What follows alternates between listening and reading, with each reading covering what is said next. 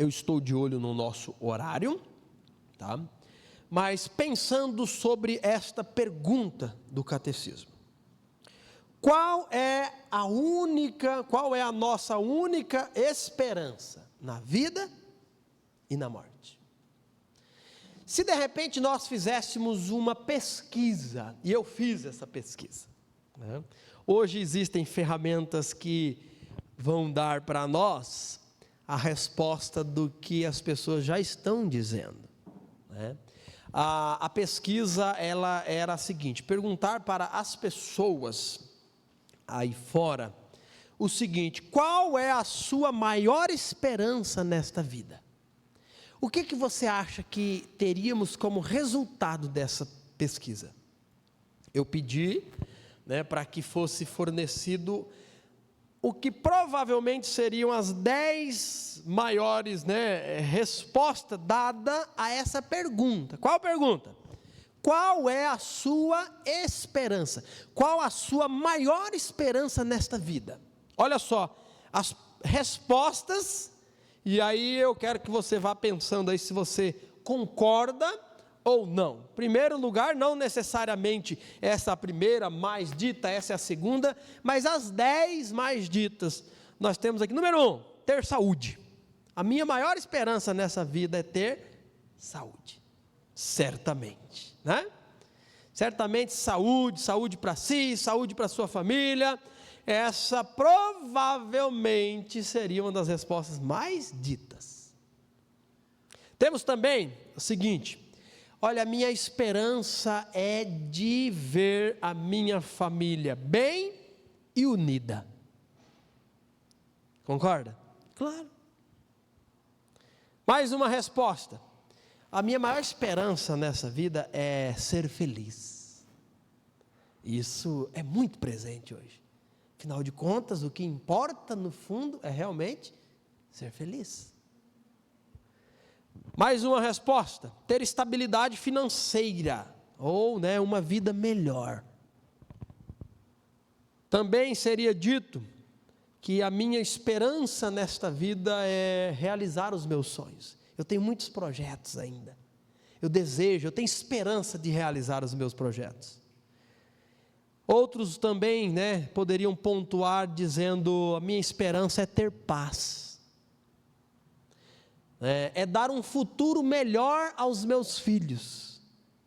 Nós que somos pais sabemos exatamente, o que isso significa. Mais uma aqui: conseguir um bom trabalho ou sucesso profissional. Essa é a esperança que eu tenho nessa vida. Ajudar outras pessoas, deixar um legado positivo, marcar, na história. Também seria dito aqui ter fé, propósito ou esperança em algo maior. Também faria parte das respostas mais dadas. Mas pensando nessas e outras possibilidades, eu pergunto: o que você diria? Qual que é a sua maior esperança nesta vida? O que dessa lista você diria também faz parte das minhas respostas? Ou o que mais você traria que não esteve aqui? Mas a pergunta é: qual é a sua maior esperança nessa vida? Quando nós olhamos para esse tema de esperança, primeiro que nós vamos definir esperança diferente do que a Bíblia define esperança. Porque esperança para nós é o quê? Esperança para nós, ela passa pelo ato de esperar, que é o primeiro significado do dicionário sobre a palavra esperança. O que é esperança? O ato de esperar. A gente vai, acrescentou nada. Mas sim, esperança é o ato de esperar. Mas esperança no cotidiano nosso, ele é o quê? Ele é o ato de esperar a possibilidade. Nós torcemos, nós vibramos, nós temos expectativas pela possibilidade. E a nossa esperança em alguma coisa, em algo ou alguém, nós temos dentro de nós que é algo que pode sim acontecer ou não. Acredite você, mas tem corintiano com esperança de ser campeão da Libertadores esse ano. Isso é a esperança que nós definimos. É a expectativa, é vibrar, é torcer por algo que pode acontecer sim, mas pode não acontecer, não é verdade? E nesse caso, desculpa aí, mas não vai, viu? Mas tudo para dizer o quê? Que nós encaramos esperança como aquela luzinha no fundo do túnel. Existe uma luz no fundo do... Esperança é a última que morre, não é assim que nós falamos? Por quê? Esperança é uma fonte de gerar expectativa por algo que queremos, por algo que gostamos, mas reconhecemos nós que pode vir a não acontecer. Quando a Bíblia fala de esperança, a Bíblia também vai tratar a esperança como o ato de esperar. Porque esperança, em primeiro lugar, é isso. Só que diferente da forma como a sociedade moderna, como nós entendemos esperança, esse ato de esperar, a partir do que a Bíblia define esperança, não é pela possibilidade, mas é o ato de esperar a realidade. Aquilo que certamente acontecerá. Seria mais ou menos assim, tá? Eu tenho plena esperança de que amanhã este sol que brilha hoje brilhará, independentemente das circunstâncias. É possível que para nós, por causa de, nuvens, chuva, tempestades e qualquer outra coisa, a gente acabe não vendo o brilho desse sol nas primeiras horas do dia ou até mesmo durante o dia, não é verdade? No entanto, não existe a possibilidade, não é algo possível, este sol deixar de brilhar. Então, esperança bíblica é o ato de aguardar, mesmo às vezes sem entender, mesmo às vezes sem ver, sem conectar as coisas, mas é o ato de aguardar a realidade que certamente acontecerá. Não é uma possibilidade em jogo, não é algo que pode mudar, mas é algo que vai acontecer. Então um texto bíblico maravilhoso está em 1 Pedro capítulo 1, versículo 3. Ô Júlia, pode colocar ele na atualizada? O texto vai nos dizer o seguinte, olha só. Bendito o Deus e Pai de nosso Senhor Jesus Cristo, que segundo a sua muita misericórdia, Ele nos regenerou, Ele nos fez nascer novamente, para quê? Vamos ler essa parte junto comigo.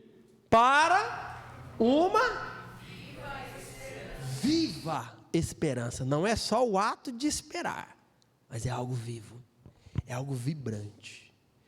O Senhor, Pai de nosso Senhor Jesus Cristo, que é rico em misericórdia, segundo a sua muita misericórdia, Ele nos fez nascer, e ao nascermos novamente, isso nos direciona a algo, Ele diz, uma viva esperança, através, por meio, mediante a ressurreição de nosso Senhor Jesus Cristo, dentre os mortos. O que é que Pedro está dizendo aqui?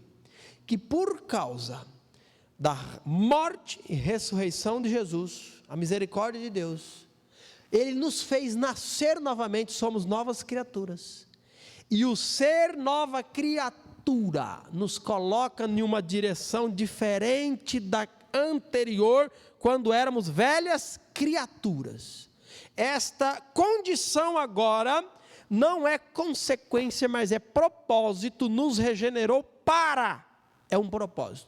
A regeneração, o novo nascimento, a salvação na vida do cristão, ela nos coloca na direção de ter em nós uma viva esperança.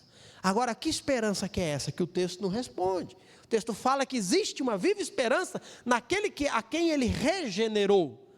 Mas a Bíblia como um todo vai falar que nós temos uma esperança viva, uma expectativa vibrante. Sabe para quê? Para estarmos com o Senhor.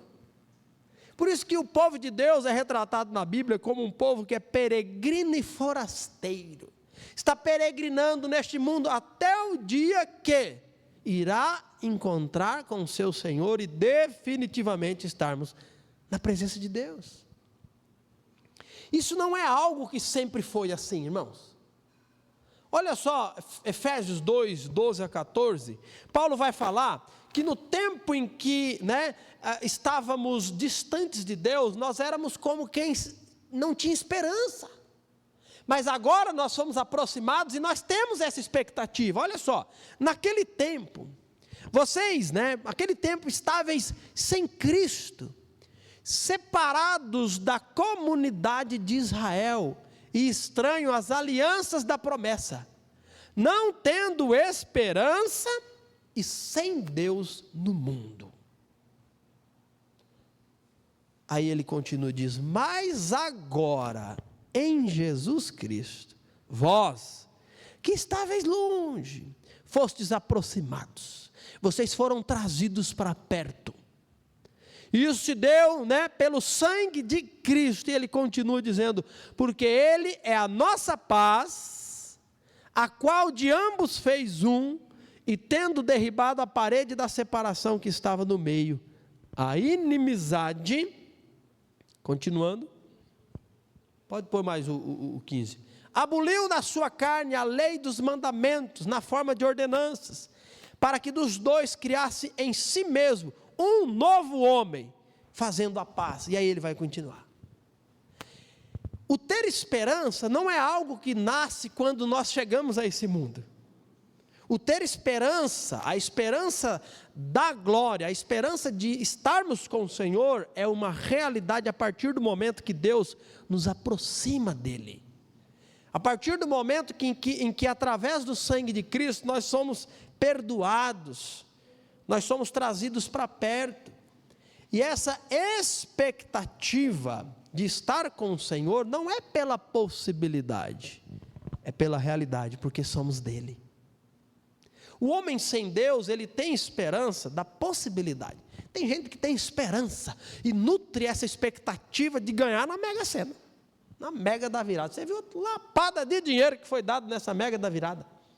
Aí o pessoal fica, até mesmo os crentes que não jogam, diz: rapaz, esperança de possibilidade. Não vai ganhar, bilhões e bilhões não vão. E às vezes aquele que ganha já é definido. Tem aí um monte de processo, um monte de coisa aí, gente que já ganhou mais de 100 vezes, Brasil. Tem gente que tem esperança, de um emprego melhor, esperança de dobrar. Minha esperança é de multiplicar 10 vezes o meu salário. Expectativa, pela possibilidade. Esperança bíblica não é isso, irmãos. Esperança bíblica é a certeza de que aquilo que Deus disse que será, será de fato. Será de fato. Então, quando Pedro se dirige a esses irmãos aqui, perseguidos por Nero, eles estão dispersos. Pedro não vem com palavras, não vem com psicologia barata, para nutrir neles esperança de possibilidade.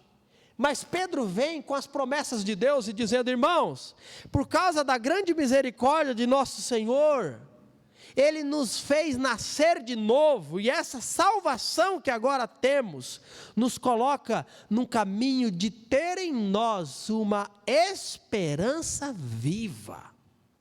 E aí mais para frente, hoje não é o texto a explorarmos todos os aspectos, Pedro fala de esperança, mas mais para frente ele vai falar da herança. A herança é aquilo que está guardado para nós nos céus, Pedro vai responder. A esperança é o ato de esperar aquilo que está guardado para nós. E aí quando nós olhamos para tudo isso, e quando nós permitimos as promessas da palavra de Deus ser a fonte nutridora de esperança em nós, sabe o que vai acontecer? Quando o nosso coração estiver inundado com essa esperança do céu, as lutas desse mundo, elas vão ser, conforme o apóstolo Paulo diz, leves e momentâneas. Os problemas desse mundo, na verdade, vão ser meios de Deus demonstrar a sua bênção sobre nós, porque olha só, pense comigo, como assim, talvez você diga, né? Como assim? Eu não consigo ainda entender como que, tudo bem, esperança do céu, certeza de aguardar, legal, isso é bom, mas como que, tendo essa esperança do céu, as lutas desse mundo vão ser meios de bênção de Deus? Como assim? Isso eu não entendo. Tá, vamos lá, pense comigo. Quando nós passamos por lutas, problemas, dores, sofrimento, dificuldades, Deus está nos lembrando o seguinte: nós estamos em um mundo imperfeito. Sabe por que existe dor? Sabe por que talvez você está aqui, né? Às vezes eu estou olhando uns aqui assim, né? Com o olho assim, ó. Quando está assim, ó, é porque está com dor, né? Quando está assim, não. Aí é outra coisa. Mas quando está meio assim, a pessoa mexe, dá, né? Não está bem. Não está bem. Sabe por que nós estamos assim? Em alguma medida com dificuldade, com dor, com problemas. Porque nós estamos em um mundo caído. Porque o pecado que afetou esse mundo está em nós e afeta o nosso ser. Então, quando nós sentimos essas alfinetadas da degradação de um mundo caído, não é só consequência direta da desobediência de Adão, mas é Deus nos lembrando: você ainda está em um mundo caído. Mas junto com essa lembrança de que a desgraça faz parte da nossa vida, o Senhor nos lembra da graça em Cristo Jesus e nos diz que o que Ele fez em nós nos coloca em um caminho da viva esperança. Nós caminhamos para o céu. Isso é esperança que faz com que as alfinetadas do mundo afetado pelo pecado nos faz voltar os nossos olhos, mente e coração para aquilo que o Senhor tem reservado para nós. E a gente sacode a poeira e vamos avante. A dificuldade não é para nos desanimar, mas é para nos fazer mais resilientes, mais perseverantes, mais esperançosos, porque se tem uma coisa que a gente deve aguardar, é o dia em que Ele enxugará dos nossos olhos todas as lágrimas. É o dia em que, realmente essas limitações que com a idade só vão aumentar, Ele vai botar um fim definitivo nisso. Então, irmãos, devemos ansiar, desejar com grande expectativa essa realidade. E a esperança bíblica, quando nós olhamos, é maravilhosa, porque o próprio Deus vai traçar várias questões para que entendamos que isso não é simplesmente um produto que nós geramos em nós. Mas rapidamente aí, Gabriel, olha só, a esperança ela procede de Deus, não é algo criado pelo homem. Salmos 43, 5 diz assim: por que estás abatida, ó minha alma? Por que te perturbas dentro de mim? Espera em Deus, pois ainda o louvarei, a Ele meu auxílio e Deus meu. Depois você bota na NVT, viu, Gabriel? Então, espera em Deus. Por quê? Porque eu ainda o louvarei. Deus é a fonte daquele que permite o louvarmos ainda. A esperança, ela é um dom da graça, é um presente da graça. Olha só, 2 Tessalonicenses 2,16, nos diz assim, que o próprio Cristo Jesus, o Jesus Cristo, nosso Senhor e Deus, nosso Pai, que nos amou e pela graça nos deu, nos presenteou eterno conforto e maravilhosa esperança. Essa esperança não é uma semente que eu planto em você, você planta em mim, eu planto em mim mesmo. Não. Essa esperança é um presente que Deus nos dá. Essa esperança, ela tem uma base. Ela é assegurada, ela é garantida pela ressurreição de Jesus. João 14, 25 e 26. Nos diz o seguinte. 14, 25 e 26, é esse? Eu digo estas coisas enquanto ainda estou com vocês. Mas quando o Pai me enviar o encorajador, o Espírito Santo, como meu representante, ele lhes ensinará todas as coisas e vos fará lembrar de tudo que eu lhes disse. Não era esse daí. O texto é esse daqui, a referência eu errei, né? Não é João 14 então. Eu sou a ressurreição e a vida. Quem crê em mim, Jesus diz, mesmo depois de morrer, viverá. Quem vive e crê em mim, jamais morrerá. Jesus é a fonte da esperança. É porque Ele ressuscitou que nós podemos ter essa esperança.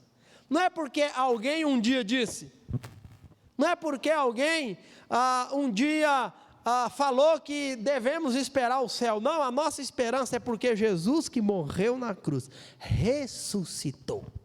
Agora sim. Obrigado, Rodrigo. Mas, Júlio, era o 11, não é o 14. Deixa eu mudar aqui, porque dia que eu for usar de novo, já corrigi. O texto está certo, só errei a referência, tá? Então, diz assim, então Jesus diz, eu sou a ressurreição e a vida.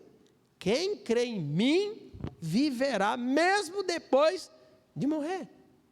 Quem vive e crê em mim, jamais morrerá. Aí Jesus pergunta, que é o diálogo com Marta, né? Ele diz, você crê nisso, Marta? Irmão, já pensou? Existe algo mais esperançoso do que saber que mesmo passando pelo processo da morte, porque todos nós vamos passar. Eu não gosto de pensar nisso não, pois pense porque sem você querer, pode estar mais perto do que você acha. Viu? Se tem uma certeza nessa vida que nós temos, é que um dia nós que nascemos iremos. Então a gente é tão bobo que a gente consegue ficar pensando naquilo que não vai acontecer. Você fica reservando um bocado de tempo para pensar na possibilidade remota, como disse aí, né? Ganhar na loteria, ser campeão da Libertadores, remoto. Não vai acontecer. Mas para aquilo que vai acontecer, você isola, está repreendido. Mas vai. Tu vai morrer. E aí, mesmo pensando nisso, todo mundo, não, eu vou morrer, eu já sei disso, mas eu vou morrer daqui uns 70 e tantos anos. Vai nessa. Tu quer. Você já viu em funerárias, você já viu situações em que, né, se você for numa funerária ou no próprio velório, nós lidamos com muita dificuldade com isso, mas é verdade, existem caixões grandes, mas existem caixões pequenos, porque a morte ela é uma realidade a partir do momento que nós já recebemos a vida. E aí Jesus diz aquilo que é para nós a base da esperança. Ele diz, aquele que crê em mim, ainda que morra, viverá. A morte não é o fim, porque Jesus ressuscitou. Quem crê em mim, ele diz, jamais morrerá. Não é no sentido físico, porque um dia tu vai morrer, mas temos a vida que ele nos dá. Qual que é a sua esperança? Tem um bocado de coisa aqui, irmãos, vou caminhar para a conclusão. Quando a Bíblia fala de esperança como a expectativa pela certeza, nós temos vários exemplos. Olha só, Romanos 4,18, é maravilhoso esse texto para falar de um homem que esperou contra a esperança. Que é isso? Esperar contra a esperança é ter a certeza, embora as circunstâncias não dizem nada. Sabe quem que era? Abraão. Mesmo quando não havia motivo para ter esperança. Por quê? Porque ele tinha 70 anos e Deus diz, eu vou te dar um filho. A sua esposa, né, era estéril e idosa e Deus diz, eu vou dar um filho. Então quando não tinha motivos para ter esperança, Abraão a manteve. crendo que se tornaria o pai de muitas nações. Por quê? Pois Deus lhe tinha dito: esse é o número de descendentes que você terá. Quando Deus disse para ele: sai da tua tenda e olhe para o céu. Conta as estrelas do céu. Ele diz: eu não consigo. Ele falou: assim será a tua descendência. E um velho, um idoso, contra a esperança, a manteve. A expectativa da possibilidade? Não, da certeza. Por quê? Porque foi Deus quem disse.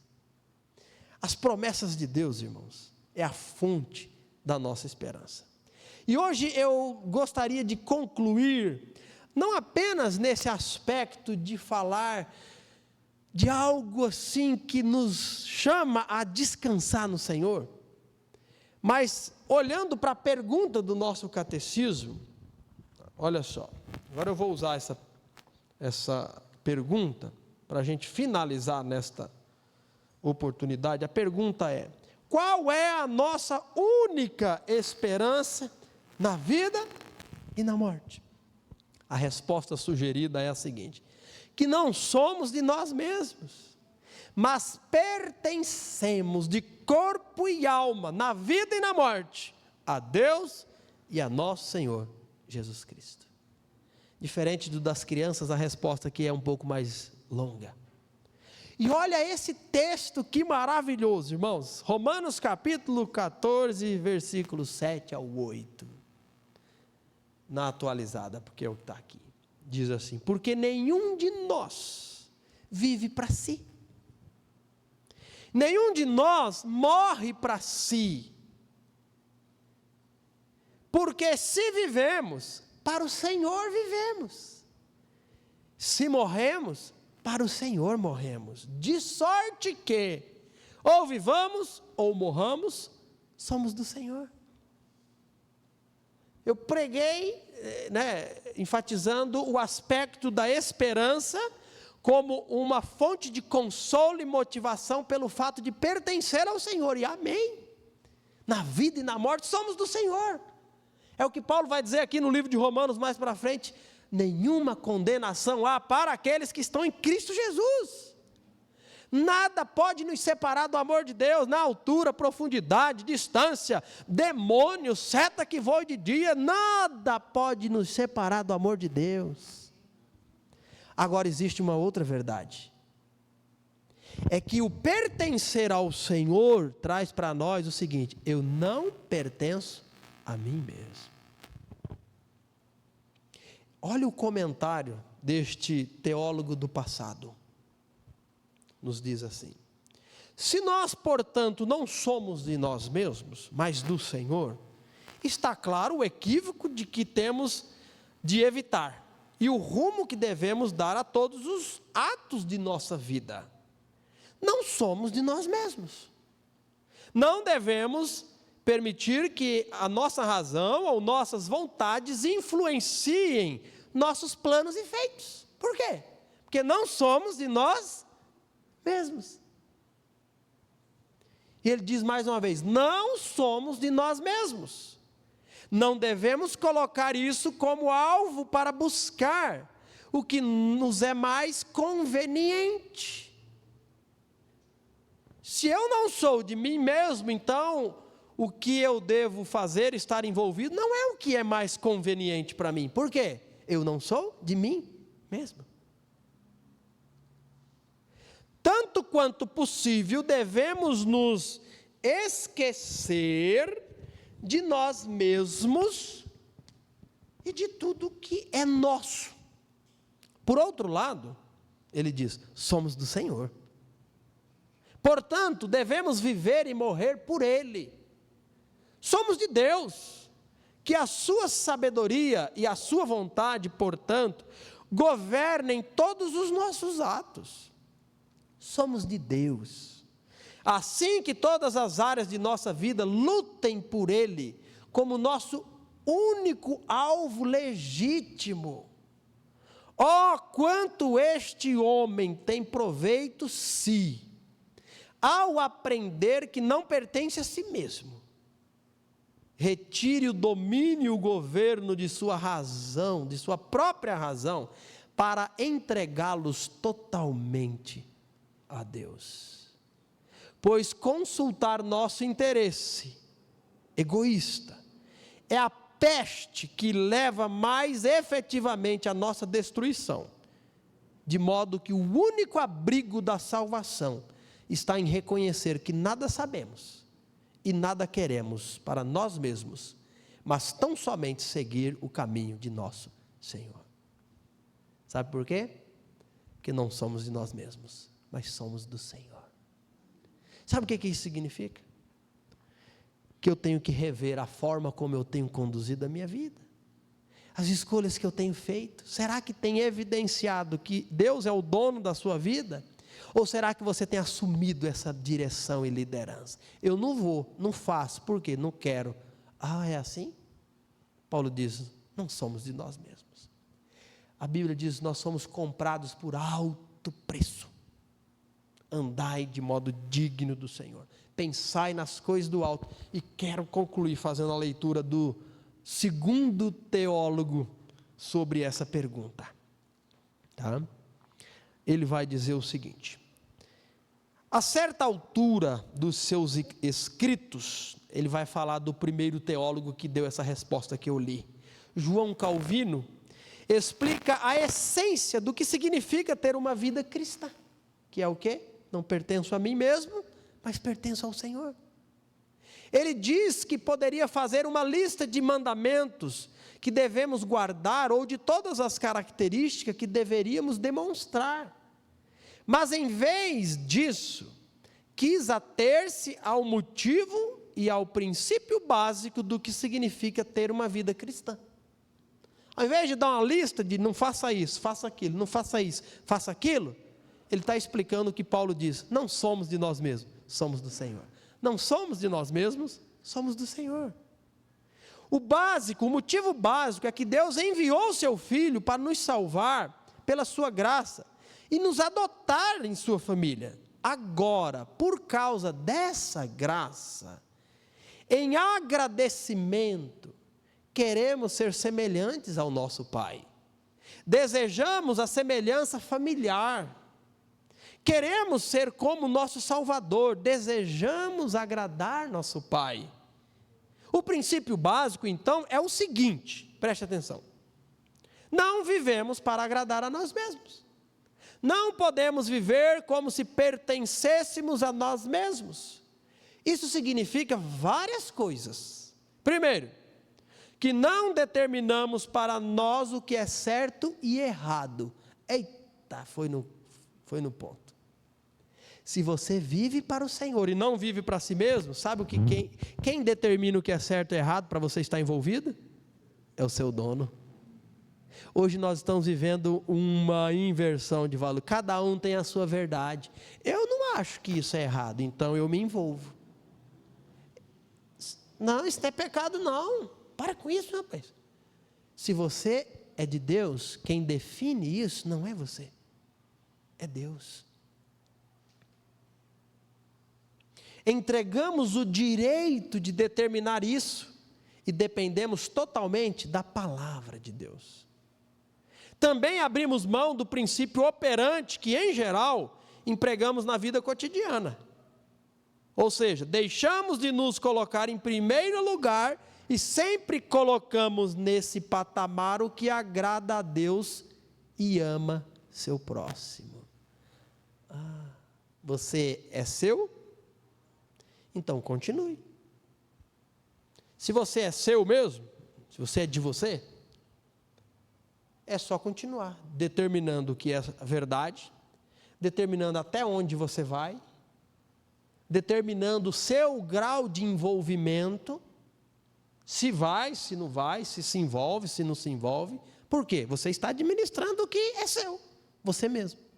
Agora, se Deus é o seu dono, se você é de Deus, e Ele diz, faça isso, então faça. Se envolva nisso, nessas coisas, essas coisas, então se envolva, de corpo e alma. Porque se você é de Deus, é Ele quem determina. Significa também que não temos nenhuma parte da vida que seja imune a entrega de si mesmo.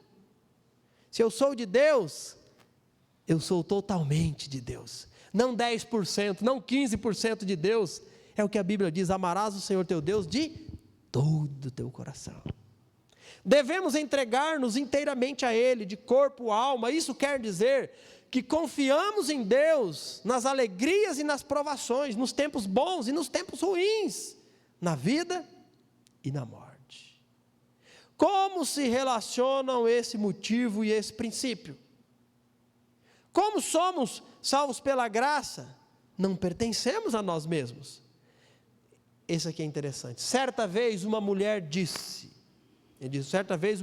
disse: se eu soubesse que era salva pelo que eu fazia, se eu contribuísse com a minha salvação, Deus não poderia me pedir nada. Deus não poderia pedir nada de mim, porque eu teria dado a minha contribuição. Mas se fui salva pela graça, por pura graça, então não existe nada que Ele não possa pedir de mim. Se o pertencer ao Senhor foi algo exclusivamente pela graça de Deus que veio até mim e a você como um presente, não existe nada que Ele não possa pedir de nós. É isso mesmo. Você não pertence a si mesmo. Foi comprado por alto preço. Há alguns anos ouvi um pregador cristão dizer: como é possível lidar com alguém que se entregou totalmente a você, sem se entregar totalmente a Ele? Como é possível? Jesus se entregou totalmente a nós. Agora nós também devemos nos entregar totalmente a Ele. Qual é a nossa única esperança na vida e na morte?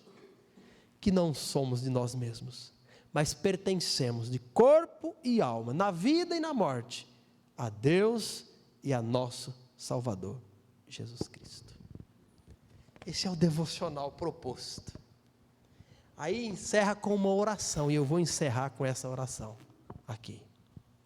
Nos diz assim: Cristo, nossa esperança na vida e morte, lançamo-nos sobre teu misericordioso cuidado paternal. Tu nos amas porque somos teus. Nenhum bem possuímos senão em ti. E não pedimos, não poderíamos pedir dom maior do que o de pertencer a ti. Amém. Vamos encerrar este culto cantando: Cristo, a esperança na vida e na morte.